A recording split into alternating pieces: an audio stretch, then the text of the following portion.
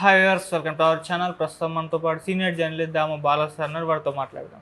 నమస్కారం సార్. నమస్తే. సార్, మచిలీపట్నంలో జనసేన నాయకులకు టీడీపీ నాయకులకు మధ్య వార్ నడుస్తుంది సార్. ముఖ్యంగా టీడీపీ నాయకులు జనసేన వాళ్ళ ఇండ్లపైన దాడి చేసి ఒక జనసేన నాయకులతోటి టీడీపీ నాయకుని కాళ్ళు పట్టించుకున్న వీడియో కూడా ఇప్పుడు సోషల్ మీడియాలో వైరల్ అవుతుంది సార్.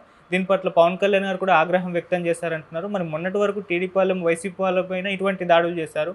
మరి ఇప్పుడు అలయన్స్లో ఉన్న జనసేన పైన చేయడం ఏంటి? అసలు ఏం జరిగింది అక్కడ? మీరేం చెప్తారు సార్? యాక్చువల్గా టీడీపీ ఏర్పడడమే రివెంజ్ మోడ్లోకి వెళ్ళిపోయింది. వైసీపీ నాయకుల మీద, వైసీపీ కార్యకర్తల మీద అనేక చోట్ల దాడులు చేయడం అనేది చూస్తున్నాము. పోలీసు ఆధ్వర్యంలోనే జరుగుతున్నాయి. మొన్న కూడా పల్నాడులో జరిగింది, అమరావతిలో జరిగింది, అంతకుముందు పొంగనూరులో జరిగింది. ఇలాగా అనేక చోట్ల తాడిపత్రిలో జరిగింది. ఇలాగ అనేక చోట్ల వైసీపీ వాళ్ళ మీద తెలుగుదేశం నాయకులు కావచ్చు, కార్యకర్తలు కావచ్చు దాడులు చేస్తున్నారు. పోలీసులు కూడా నిస్సహాయంగా చూస్తున్నారు. నిన్న కూడా మనం విజువల్స్ చూస్తే అతను ఆపలేకపోతున్నాం. పోలీసుల గుంపులో దూరి మరీ కర్ర తీసుకొని కార్లు వాటిని కొడుతూ ఉన్నాడు ఒక అతను. పోలీసులు ఏం చేయలేకపోతున్నారు. సో అదే వైసీపీ వాళ్ళని అయితే లాఠీ చార్జ్ చేసి కొట్టేవాళ్ళు. గతంలో వైసీపీ ప్రభుత్వం ఉన్నప్పుడు సేమ్, అప్పుడు తెలుగుదేశం వాళ్ళ మీద లాఠీ చార్జ్ చేసేవాళ్ళు, వైసీపీ మీద చేసేవాళ్ళు కాదు. సో ఇప్పుడు ఏ ప్రభుత్వం వచ్చినా తమ ప్రత్యర్థి పార్టీ మీద దాడులు చేయడం. మొన్న ఆమె ఎవరు అఖిలప్రియ ఓపెన్గానే చెప్తుంది కదా, నా దగ్గర కూడా ఒక రెడ్ బుక్ ఉంది, 100 మంది లిస్టులో ఉన్నారు, ఒక్కొక్కరిని తాడదీస్తానని ముందే చెప్పే కదా, తీయకుండా ఎందుకుంటానని ఆమె ఓపెన్గానే ప్రకటిస్తుంది. అంటే ఎవరికి వాళ్ళు ఇక్కడ ఆ ఏరియాకి సామంతరాజుల్లాగా బిహేవ్ చేస్తున్నారు. ఇది నా అడ్డా, ఇది ఒక డెమోక్రసీ, దీనికి ఒక వ్యవస్థ ఉంటుంది, అవేమీ పట్టించుకోవట్లేదు. ఇది నా అడ్డాలు, నాకు కూడా ఒక రెడ్ బుక్ ఉంది. సో ప్రతి సామంతరాజుకు కూడా ఒక రెడ్ బుక్ ఇచ్చినట్టుగా లోకేష్ కనబడుతుంది. మీ ఏరియాలో మీరు రెడ్ బుక్ తీసుకొని పేర్లు రాసుకొని కొట్టండి అన్నట్టుగా ఉంది. ఒక పక్క చంద్రబాబు ఏమో రివెంజ్ వద్దు, మనకి అభివృద్ధి ముఖ్యం, సంక్షేమం ముఖ్యమైన మాట్లాడుతున్నాడు. కానీ ఆయన మాటలు కూడా ఎవరు వింటున్నట్టుగా కనబడలేము. మరి నిజంగా ఆయన గట్టిగా కంట్రోల్ చేయాలని ఆయనకుందా, లేకపోతే నేను అలా మాట్లాడుతున్నా మీ సంఘం మీరు చూసుకోండి అంటున్నాడా తెలియదు. మరి లేదంటే ఇప్పుడు ఆయనకు కూడా చెడ్డ పేరు కదా, అసమర్థ సీఎం అనే పేరు వస్తుంది కదా. ఆల్రెడీ తెలుగుదేశం వాళ్ళే మావాడు వేస్ట్ గురు అని మాట్లాడుతున్నారు బయట మనకి. అంటే వాళ్ళ అర్థం వేరే అనుకో, దాడులు చేయట్లేదని వాళ్ళు మాట్లాడుతున్నారు.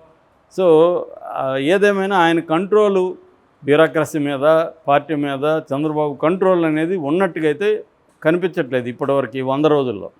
సో ఈ కాంటెక్స్లో మొన్నటి వరకు వైసీపీ మీద తెలుగుదేశం వాళ్ళు దాడులు చేస్తే, ఇప్పుడు తమ కూటమిలో భాగస్వామ్యమైన జనసేన నాయకుల మీద కూడా దాడులు మొదలుపెట్టారు. ఆల్రెడీ మనం పిఠాపురంలో కూడా చూసాము. వర్మ తెలుగుదేశం నాయకుడు, ఆయన జనసేనని క్యార్ చేయకుండా ఆ మధ్య కూడా ఉమ్మడి ప్రోగ్రాముల్లో కూడా జనసేనని పక్కన పెట్టి తెలుగుదేశం పార్టీ కార్యక్రమంలాగా ఆయన చేసుకుంటూ వెళ్ళిపోతున్నాడు అక్కడ. సో పవన్ కళ్యాణ్ కూడా ఏమీ చేయలేని నిస్సహాయ పరిస్థితుల్లో చంద్రబాబును పొగడ్డం తప్ప పవన్ కళ్యాణ్ ఈ 100 రోజుల్లో వేరే పని ఏమైనా చేశాడంటే ఎవరు చెప్పే పరిస్థితి లేదు. ఆ ఏనుగులదేదో ఒకసారి వెళ్ళొచ్చాడు, కొన్ని కొంకి ఏనుగుల్ని తీసుకొచ్చినాడు. అది తప్ప పవన్ కళ్యాణ్ ఈ 100 రోజుల్లో ఏం చేశాడు? 100 రోజుల్లో జరిగిన అన్యాయాల మీద కనీసం స్పందించాడా అంటే జీరో అనే చెప్పాలి.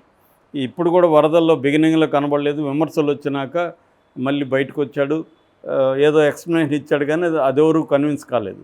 ఎందుకంటే గతంలో అనేక సార్లు ఇలాంటివి జరిగినప్పుడు అక్కడికి వెళ్ళాడు కదా, జగన్ ఉన్నప్పుడు. చంద్రబాబు ఉన్నప్పుడు వెళ్లకుండా డిస్టర్బ్ అవుతుంది నా వల్ల అని మాట్లాడుతున్నాడు. మరి అప్పుడు డిస్టర్బ్ కాదా? అప్పుడు వెళ్ళినప్పుడు అప్పుడు కూడా ప్రజలకి నష్టమే కదా ఈయన వెళ్ళడం వల్ల, అక్కడంతా గందరగోళం జరగడం ఇవన్నీ జరిగాయి కదా. కానీ ఇప్పుడేమో మాట్లాడుతున్నాడు. సో ఈ కాంటెక్స్లో ఇప్పుడు జనసేన మీదకే వాళ్ళు స్టార్ట్ అయ్యారు. సో నిన్న ఏం జరిగిందంటే, మచిలీపట్నంలో ఈ వినాయక చవితి సందర్భంగా వినాయక చవితి శుభాకాంక్షలు అనే బ్యానర్ కట్టారు. మామూలుగా అయితే ఉమ్మడి బ్యానర్లు కట్టాలి, కానీ తెలుగుదేశం వాళ్ళే సపరేట్గా కడితే జనసేన వాళ్ళు అబ్జెక్ట్ చేశారు. మా పేర్లు ఎందుకు లేవు, మా ఫోటోలు ఎందుకు లేవు బ్యానర్లు, కలిసి కదా చేయాలి, మా వాళ్ళు కూడా పనిచేస్తున్నారు కదా అని అడిగారు. అడిగితే వాళ్ళు పట్టించుకోలేదు. దాంతో వీళ్ళు ఏం చేశారు, బ్యానర్లని కటౌట్లు అవన్నిటినీ ధ్వంసం చేశారు జనసేన వాళ్ళు. ముఖ్యంగా ఎర్రంశెట్టి నాని, సీఎన శ్రీనివాసరావు అనే ఇద్దరు నాయకుల ఆధ్వర్యంలో వీళ్ళు వెళ్ళి చేశారు. దాంతో తెలుగుదేశం వాళ్ళు ఏం చేశారు, శంకు శ్రీను నాయకత్వంలో ఈ ఎర్రంశెట్టి సాయి వాళ్ళ ఇంటిని ధ్వంసం చేశారు. అతని మీద దాడి చేసి అతను తీవ్రంగా గాయపరిచారు. గాయపరిచి అతని ఇల్లు ధ్వంసం చేసేసరికి గోలైంది. ఈ గోలను పరిష్కరించడానికి టీడీపీ నాయకులు ఎంటర్ అయ్యి వాళ్ళిద్దరి మధ్య రాజీ కుదిర్చారు. రాజీ కుదిరితే ఈ శంకుసీని ఏమన్నాడంటే, నా కాళ్ళు పట్టుకొని క్షమాపణలు అడిగితేనే నేను క్షమిస్తానన్నాడు. అప్పటికే వాళ్ళు ఇల్లు ధ్వంసం చేశారు, అతన్ని తీవ్రంగా గాయపరిచారు. అది కూడా తనకు సాటిస్ఫై కావాలి శంకుశ్రీని. నా కాళ్ళు పట్టుకొని క్షమాపణ అడగాలన్నాడు. కాళ్ళు పట్టుకొని క్షమాపణ అడిగాడు. జనసేన నాయకుడు ఎర్రంశెట్టి నాని శంకుశ్రీను తెలుగుదేశం నాయకుడు కాళ్ళు పట్టుకొని క్షమాపణ అడుగుతున్నాడు. ఆ వీడియో వైరల్ అయింది ఇప్పుడు. సో దీని మీద పవన్ కళ్యాణ్ ఆగ్రహం వ్యక్తం చేశాడని వార్తలు వస్తున్నాయి, కానీ నేనైతే నమ్మట్లేదు. పవన్ కళ్యాణ్ ఆగ్రహం వ్యక్తం చేసే పరిస్థితి లేదు. కంప్లీట్గా అతను ఈ 5 ఏళ్ళు కట్టప్ప కంటే మంచి బిరుదు సంపాదిస్తాడు పవన్ కళ్యాణ్. చంద్రబాబుకి లాయల్గా ఉంటూ చంద్రబాబుని పొగడడం తప్ప ఇంకో వేరే పని చేయడు ఈ 5 ఏళ్లలో. చేసేది 3 నెలలు చూస్తే మాత్రం చేయడని మనకు అనుభవం. ఏమన్నా మార్పు వస్తుందేమో తెలియదు, కానీ అతనికి ఆగ్రహం వ్యక్తం చేసే సీను లేదు, చేయడు కూడా. మీరు కావాల్సి చూస్తామనండి, ఇంకా ఇలాంటివి అన్నీ జరుగుతాయి. జనసేనల మీద దాడులు ఇంకా పెరుగుతాయి. ఎందుకంటే వీళ్ళు మా డిప్యూటీ సీఎం కదా, మా పరిపాలన కదని మేము కూడా భాగం అవ్వాలని వాళ్ళు పాపం ఆతృతగా వస్తారు. తెలుగుదేశం వాళ్ళు రివెంజ్ మోడ్లో ఉన్నవాడికి అదేదో కేఎన్వై పతంజలి నవల్లో కథ ఉంటుంది. వాడు సార్ మన ప్రత్యర్థులు శిబిరంలో నా బంధువులు ఫ్రెండ్స్ ఉన్నారు, వాళ్ళని ఎలా కొట్టేది నేనంటే, వాళ్ళనే కొట్టమని నీకు ఎవడరా చెప్పాడు, మన క్యాంపులో ఉండే వాళ్ళని కూడా నీకు కొట్టాలనిపిస్తే కొట్టు అంటాడు. సో అలాగా వైసీపీ వాళ్ళని కొట్టాలని ఏముంది, జనసేన వాళ్ళని కూడా కొడదాం అనిపిస్తుంది కదా, ఆ మోడ్లోకి వెళ్ళిపోయారు. అదే నవల్లో ఇంకొకటి కూడా ఉంటుంది, నా చేతిలో కర్ర ఉన్నంత వరకు ప్రతి ఒక్కడు నా మాట వినాలని నాకెందుకు అనిపిస్తుందని ఒక క్యారెక్టర్ అంటాడు. అలాగే వీళ్ళ చేతిలో కర్రలు ఆయుధాలకి వచ్చేసాయి తెలుగుదేశం వాళ్ళ చేతిలో. వాళ్ళు వైసీపీ వాళ్ళనే కొట్టాలనేది ముందు రూల్ ఏముంది, జనసేన వాళ్ళని కొడతారు, రేపొద్దున బీజేపీ వాళ్ళని కూడా కొడతారు. కాబట్టి ఇక్కడ ఏంటంటే, ఇప్పుడు పవన్ కళ్యాణ్ కానీ మేల్కోకపోతే పవన్ కళ్యాణ్ మళ్ళీ జీరోగా మిగిలిపోతాడు. ఇప్పుడేదో జగన్కి వ్యతిరేకత వల్లనో ఇంకో దాని వల్లనో పవన్ కళ్యాణ్ వచ్చాడు, కానీ తను ఈ 5 ఏళ్లలో తనే ఎస్టాబ్లిష్డ్ అవ్వాలి నాయకుడుగా. అదేమి ఇప్పటికైతే 100 రోజుల్లో ఏమీ జరగలేదు.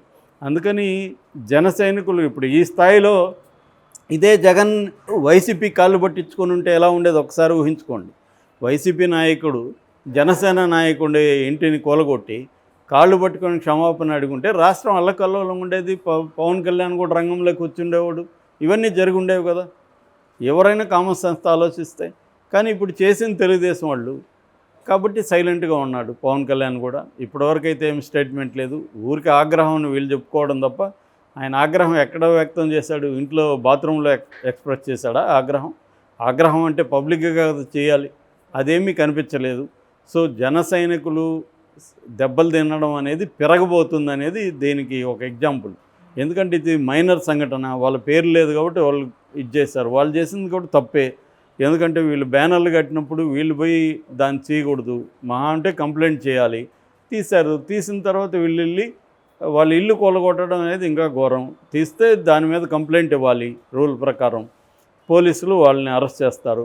అది వదిలేసి వీళ్ళు అతన్ని కొట్టడం, అతన్ని ఇది తీసుకోవడం అంటే చట్టాన్ని తమ చేతుల్లోకి తీసుకోవడమే. సో తెలుగుదేశం వాళ్ళని కంట్రోల్ చేయకపోతే చంద్రబాబు, రేపు చంద్రబాబుకే కష్టం. మీడియా మేనేజ్మెంట్ అనేది ఒక ఎక్స్టెంట్ వరకే పనిచేస్తుంది తప్ప కంప్లీట్గా మీడియా మేనేజ్మెంట్ ద్వారానే అన్నీ చేసుకుందామంటే ఒకసారి వర్కౌట్ అవుతుంది, ఒకసారి వర్కౌట్ అవుతుంది. 2014లో వర్కౌట్ అయింది, 2019లో చంద్రబాబుకి వర్కౌట్ అవ్వలేదు, మళ్ళీ ఇప్పుడు వర్కౌట్ అయింది. మళ్ళీ నెక్స్ట్ వర్కౌట్ అవుతుందా లేదో తెలియదు. అందుకని గవర్నెన్సు, డెవలప్మెంటు, వెల్ఫేర్